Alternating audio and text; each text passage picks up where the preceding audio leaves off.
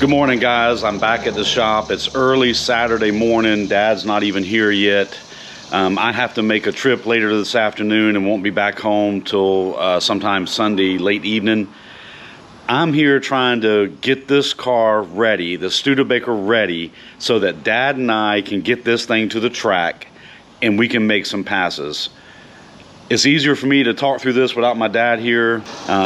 My dad has worked hard all of his life and he has taught me so much.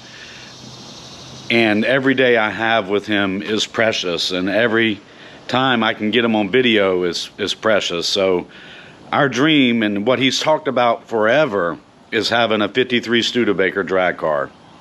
And we got it. Now my challenge is, can I get this car ready? Can we get it to the track? Can we have a good time? And can we have a successful trip? I don't care if it runs 510s, 5.0s, or 490s. I'd love to run a 490 or a 5.0 with this car, but I've got to be realistic. It's the same motor that was in the 48 Ford. Yes, it's a better chassis than the 48 Ford. Yes, it's lighter. We ran 531, 530 in the 48 Ford at 3,500 pounds with a 119 60 foot. I think I can do better than that for sure with this car. The challenge will be, can I do it our first trip out? Because I don't know how many trips I'm going to get. So let's jump in here today. Today, Dad and I are focusing on the rear suspension of the Studebaker. We're not happy with the Wishbone locator. And I'm going to show some video once I get the car up on stands and everything. I'll get underneath there and show you why we're concerned. And what we're going to do while we work on the Wishbone locator, I'm going to put the I'm going to put the diagonal link bars that we had on the 48 on the Studebaker. They will work. And what I'm going to do is I'm going to put 2 diagonal link bars. So I have an X going from each rear end 4-link mount to the chassis 4-link mount on both sides. So we're going to create an X, and I have room down very low to put 2 of these, or at least I hope I do. And that's going to locate the rear end and keep the rear end steady versus the Wishbone locator we have, and I'll go into more detail on that in a minute. One thing I haven't shown you since it's been complete is the plumbing of the tunnel ram with the 2 exhaust ports, water ports on the Brodix head. So let me turn the camera around, but I'm gonna need to turn the microphone around on this GoPro, and unfortunately I can't do that live. So I'm gonna turn the camera around, change the mic to the back, and then we'll talk about it. But I want to show you how this turned out. And what you got here is we have the center exhaust water port on the Brodix heads, and that comes up to this T, and then that T feeds from both sides, obviously, and then the T comes into the back of the thermostat housing right here. I hope the audio is coming out better with me having it turned around. Here's the other side.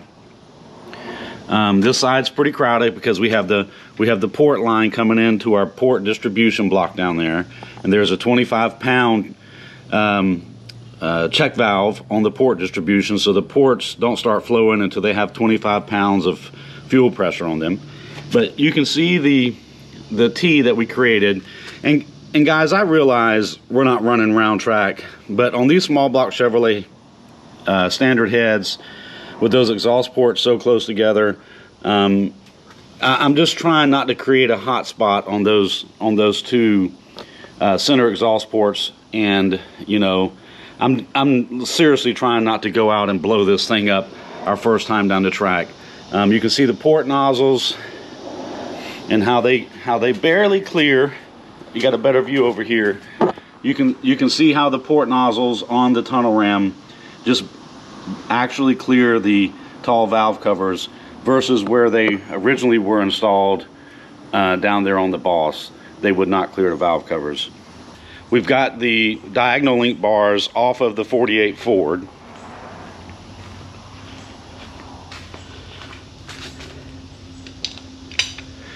So these are the 2 diagonal link bars off of the 48 Ford. And like I said, what we're going to do is we're going to install these diagonally on the rear end and create an X. we've successfully ran one diagonal length bar for many years on the 48 Ford, but when we put the blown small block Chevrolet into 48 Ford, there's such a tremendous amount of torque on these roots blowers that we weren't having an issue, but my dad was like, hey, I'd really feel better if we put another diagonal length bar to create an X, just to make sure we keep the rear end located on such a 3,500 pound heavy car, getting hit with 1,100 foot-pounds of torque and flashing the converter so hard. So the goal today is to get these two diagonal link bars installed on the Studebaker, get the wishbone off of it, and we're going to have the wishbone modified so that we can go back to the wishbone. But for right now, I don't have that kind of time. My goal is to get the Studebaker to the track and get it to the track soon, very soon. So we're going to get these diagonal link bars installed so that we all feel that we're safe and we're comfortable with the car being held and the rear end being held and located properly in the rear end. So let's get started on that. Okay guys, hopefully you can hear me underneath the car here, but this is the wishbone locator that we have in the Studebaker. And this wishbone, the slip yoke on the wishbone has maybe a ½ inch of travel before it bottoms out right here. And even though the wishbone has a slight downhill rake from the rear end to the chassis, the way I have the car set up for a prep track with a big tire slick, I am going to have some rear shock compression. But if you think about the pinion, when the pinion gets hit, the pinion is going to rotate up. The wishbone is on the lower brackets of the rear end. Makes sense for my setup. So as the pinion twists up, it's going to drive this part of the wishbone into this nut. Now, the part that's hard to figure out is if I do compress the rear chassis and drive this closer to the ground, so this would come closer to the ground, and the pinion is twisting up trying to close this gap, I'm just not comfortable that I have enough slip yoke in this wishbone to keep from putting the rear end in a bind and bottoming out the slip yoke. Okay guys, I've got the car jacked up, I've got the frame supported, and I've got the rear end hanging, or actually sitting on a jack from the center of the differential. I want to show you, I do have the shocks disconnected so that we can work on the wishbone locator. I want to show you how much left to right movement this car has with the chassis being supported. So let me set the camera down on the floor. I'm gonna move the rear end with the jack, and I want you to look at the left to right movement in the rear end. Okay guys, hopefully you can hear me, but I'm behind the camera. The camera is staring at the right rear slick. Check this out.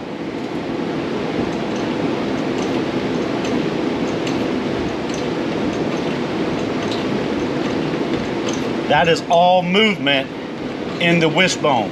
4 link bars are hooked up, wishbone is hooked up and tight. And look at all the movement left to right in this rear end. Let me see if you can see the shock and 4 link brackets moving.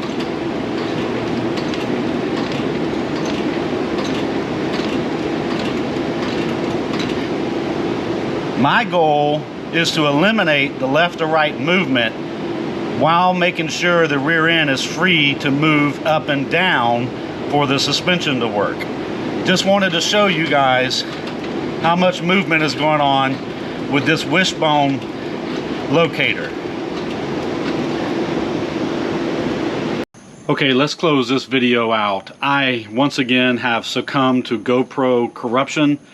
I don't know what I'm doing to corrupt my data cards on the GoPro, but it is what it is. So here I am, I'm making a video on my back porch after the fact. I did capture some video with my iPhone, so I'm going to show you that while I'm talking. But we ended up not putting both diagonal length bars on the Studebaker. Once I was able to confirm the movement of the rear end and the chassis with the Wishbone, I was able to confirm that as the shocks compress on the rear end, that the Wishbone slip yoke actually opens up. And as the chassis extends and I'm separating on the rear end, I can extend the shocks all the way to their full travel, and the slip yoke is still not bound up on the nut of the Wishbone. So I felt better about that. However, I did not feel good with the left and right movement that I was feeling in the rear end. I could feel the car kind of shifting around on me a little bit left to right. And when you start rolling a rear end left to right, you are shifting how the weight is playing on those rear slicks. So we had to get that out. However, we were able to get all the left to right movement out by installing one diagonal length bar. And you can see here in these videos that I have the diagonal length bar installed with the Wishbone installed. And with the way the Wishbone is installed so high up on the rear end, I was able to bring the diagonal length bar down on the 4-link bolt on the rear end passenger side and bring it to the front chassis mount, the lowest mount hole on the driver's side. Now, we did build a spacer to put between that hole on the lower chassis hole, and if you notice, some of the things that I'm really concerned about on this Studebaker are those chassis brackets. The bottom two holes are not on a weld. They're below the weld of the chassis mount, which means those bottom two holes have a lot of leverage working on them. And if the previous owners were running their lower 4-link bar in one of those bottom two holes, I can promise you that bracket was flexing. This Studebaker has a very dated rear end and chassis brackets, and I really need to focus on getting that corrected if I keep the car beyond what I'm going to do and with my dad. And I'm telling you right now, I'm probably keeping this car. So I'm going to need to do something soon to reinforce these chassis brackets, and I would like to have a better rear end made for the Studebaker and have more rear end adjustment on the 4-link and get all of this play out of the car. Now you guys may be asking, hey Kevin, aren't you putting the rear end in a bind with a Wishbone locator and a diagonal length bar? No, I'm not. I made sure that the rear end comes up and down freely, it rotates freely, and nothing is in a bind.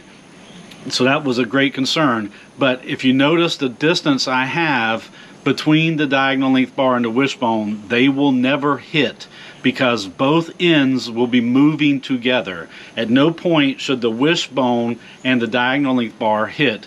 And I have a lot of drive shaft clearance between the Wishbone and the drive shaft. So I feel very confident that we've got this left to right problem solved. The only thing we're waiting on now to get this car out and test is for the rain to go away, for the track to be open, and for us to get our engine diaper installed. I'm hoping we have the engine diaper either tomorrow or the next day. What is today? This is Tuesday evening. I'm hoping we have the engine diaper Wednesday or Thursday, and maybe this weekend we can go out and do some testing at the track with the Studebaker. So I'm really excited about getting out and doing that and getting the mechanical fuel injection dialed in. Just remember this, guys, we're doing all this to do three things. I want to go fast, I want to go straight, and more importantly, I want to be safe. Good night.